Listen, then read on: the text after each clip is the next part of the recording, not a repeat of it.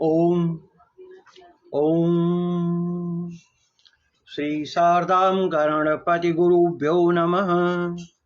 बृहत् संहितायाः सप्तचाराध्याय भवतां हार्दं स्वागतम्।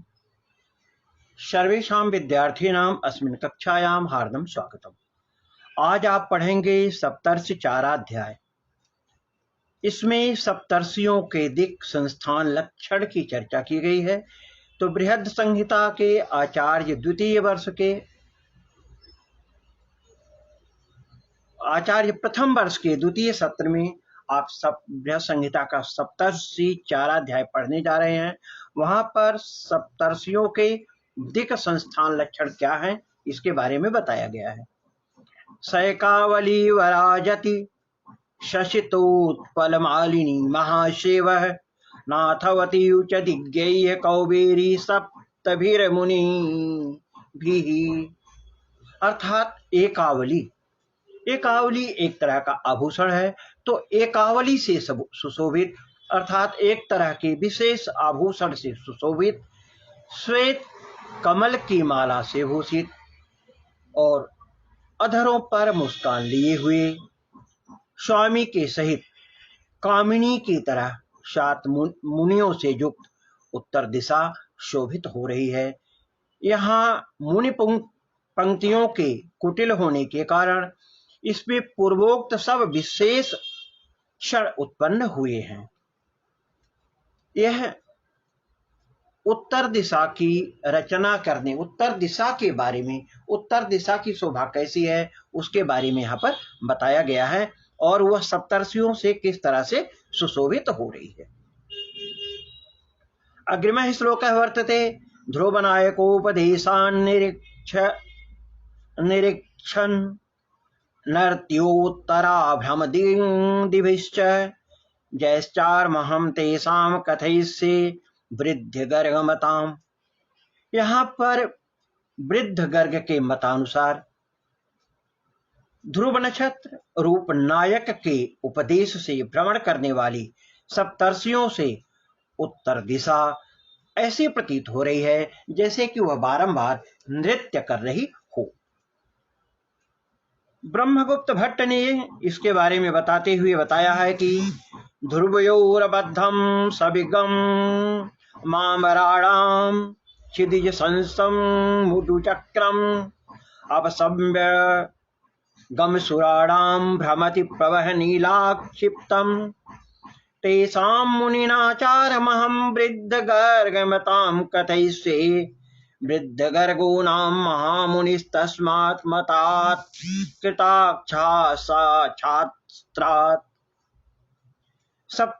सप्तर्षियों के 4 नक्षत्र के बारे में बताते हुए आशान्मघा सुमुनयः शासति पृथ्वीं युधिष्ठिरे नृपतौ षड्दिक् पञ्चदिजुतः शककालस्तस्य राज्ञश्च।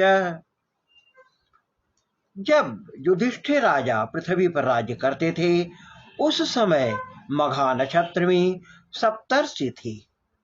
अर्थात युधिष्ठिर के राज्य के समय में सप्तर्षियों की स्थिति यदि हम देखते हैं तो वह मघा नक्षत्र में प्राप्त होती है।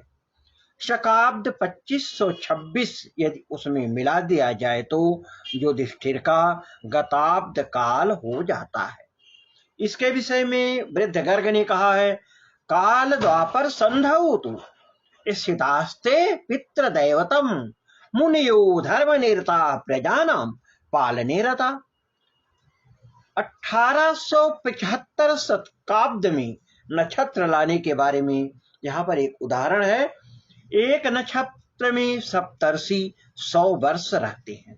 अतः 2526 प्लस 1875 दोनों को आपस में जोड़ करके यदि 100 का भाग दे दिया जाए तो हमें लब्धि प्राप्त होती है 44 तथा एक शेष बचता है। अतः गत नक्षत्र उत्तरा भाद्रपद और वर्तमान नक्षत्र रेवती का 1 वर्ष भुक्त और 99 वर्ष भोग्य है। नक्षत्र भोग प्रमाण और नक्षत्रों की स्थिति के बारे में बताते हुए कहा गया है कि एकैकस्मिन् ऋक्षे शतं शतं ते चरन्ति वर्षाणां प्राग उदयदोप्यविवराष्ट जूनयति तत्र संयुक्ता। अर्थात एक एक नक्षत्र में 100 वर्ष सप्तर्षियों का वास होता है। इस तरह जिस नक्षत्र का पूर्व दिशा में उदय होने से सप्तर्षि मंडल स्पष्ट रूप से दिखाई देता है, उसी नक्षत्र में उसकी स्थिति हमें जाननी चाहिए। प्रागुत्तर तश्चैते शोदयन्ते शशाध्वीका, ऐसा पाठ यहाँ पर आया है।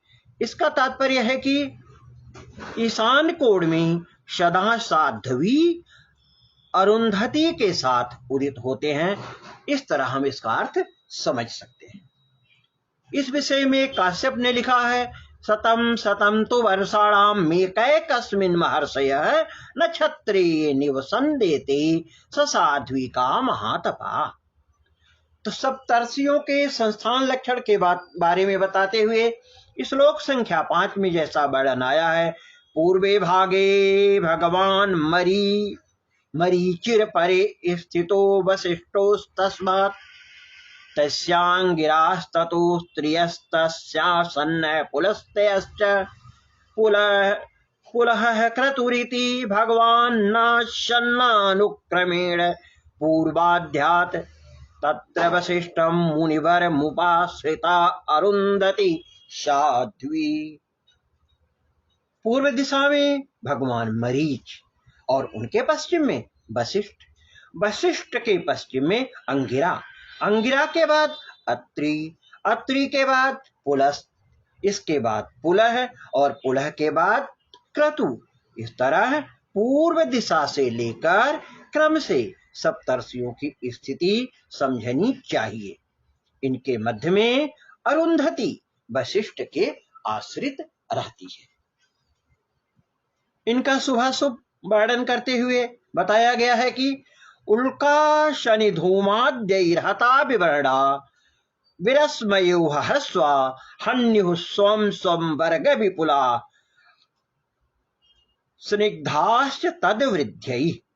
उल्का, वज्र या धूम आदि से हत विवर्ण ज्योति रहित या स्वल्प बिंब वाला सप्तर्षि मंडल यदि होगा तो वह अपने वर्ग के लोगों का नाश करता है, तथा विपुल और निर्मल बिंब वाला यदि बिंब मंडल हो तो वह अपने वर्ग की वृद्धि करता है। यहाँ पर वृद्ध वर्ग का मत है कि उल्क्या केतुना वापि धूमेन रजसापि वा हता विवर्णा स्वल्पा वा किरणये परिवर्जिता स्वसं वर्ग तदा हन्युर्मुनयः सर्वे युते विपुला स्निग्धा वर्णाश्च स्वर्ग वर्ग परिपोषका। अब इनके अपने अपने वर्ण को बताते हुए गंधर्व देव दानव मंत्र औषधि सिद्ध यक्ष नागानां पीड़ा करोर मरीचिर्गेयो विद्याधराणां च शकयमं दरद पार काम्बोजास्तापशान् वनोपेतान् हन्ति वसिष्ठो भीतो बिभ्रदिद्यो रश्मि संपन्ना अंगिरसो ज्ञानयुतः धीमन्तो ब्राह्मणाश्च निर्दिष्टा अत्रेह कांतार भवा जलजान्य यम्भो निधि सारितः। श्लोक संख्या 10 और श्लोक संख्या 11 में जैसा बताया गया है कि रक्षा पिशाचा दान दैत्य भुजंगा अस्मृता पुलस्तस्य पुलहस्य च मूल फलम क्रतु सुजज्ञा सयज्ञभृतः। यदि मरीच पीड़ित हो तो गंधर्व देव, राक्षस, मंत्र औषधि सिद्ध यक्ष नाग और विद्याधरों को पीड़ा होती है और निर्बल और विपुल होने पर वो उनकी वृद्धि करते हैं। वशिष्ठ के पीड़ित होने से शक एवं दर्द पारद कंबोज तपस्वी और वनस्पतियों को पीड़ा होती है तथा किरणों से संपन्न होने पर उनकी वृद्धि होती है।